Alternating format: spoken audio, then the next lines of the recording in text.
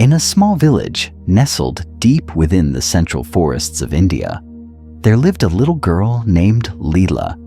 She was gentle and full of dreams, but a rare illness confined her to her home most of the time. Leela would often sit by the window, gazing at the ivy that climbed across the old brick wall outside. Each day she would count the green leaves fluttering in the breeze, as if measuring time through them. Winter came, and the leaves began to fall. One afternoon, Leela looked at her mother and said softly, "Mom, when the last leaf falls, I think I'll go with it." Her mother said nothing, only turned away to wipe the tears from her eyes. Their neighbor was an old man named Manoj, a painter who lived alone. He had painted thousands of pieces, but none had ever sold. The villagers called him the failed dreamer. That night, a storm swept through the village. Heavy rain, fierce wind. Everyone believed the last leaf could never survive the night. The next morning, Leela opened her eyes and looked out the window. To her surprise, she gasped, "Mom, the last leaf, it's still there." The next day, it was still there, and the day after that, it hadn't moved. Leela began to smile, then eat more, then ask to sit up, then draw again. A week passed. The doctor came and said, "A miracle has happened. She's recovering."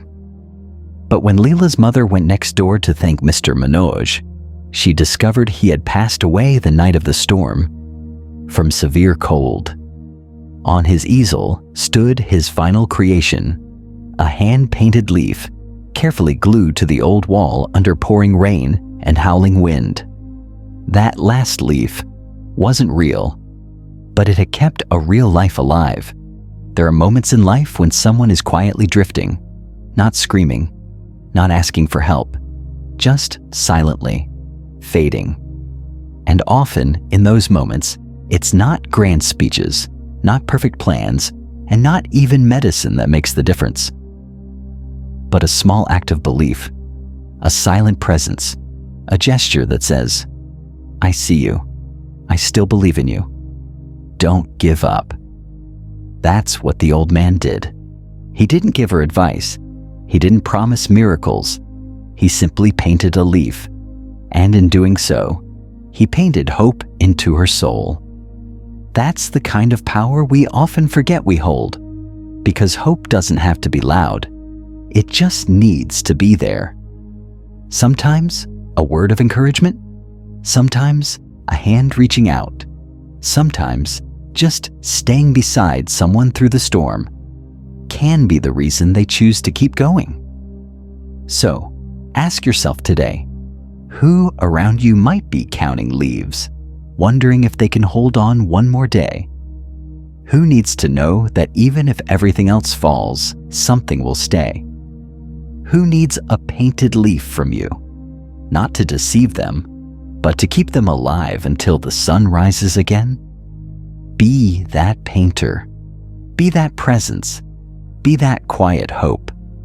Because someday, when you feel like your own leaves are falling, you'll remember the power of that one act of care. And maybe, just maybe, someone else will paint a leaf for you too. Hope is not a luxury. It's a responsibility we carry for one another. Let's never underestimate the quiet miracles we can create with just a little bit of love and a willingness to act.